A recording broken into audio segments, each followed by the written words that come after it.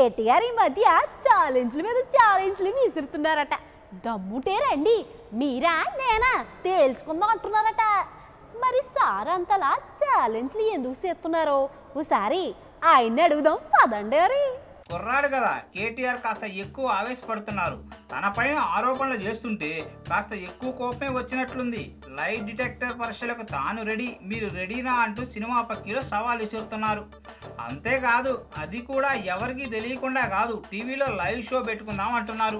ఇదేదో బాగుందే, టీవీ ఛానల్లో టీఆర్పీలు కూడా పెరుగుతాయి. పైగా ఈ ప్రసార హక్కులు కేవలం పలానా వారికి అని వేలం పెడితే సినిమా ఆడియో ఫంక్షన్ హక్కులు కొనుక్కున్న మాదిరి కొనుక్కుంటారు. ఛానళ్లకు కావాల్సింది టీఆర్పీనే కదా.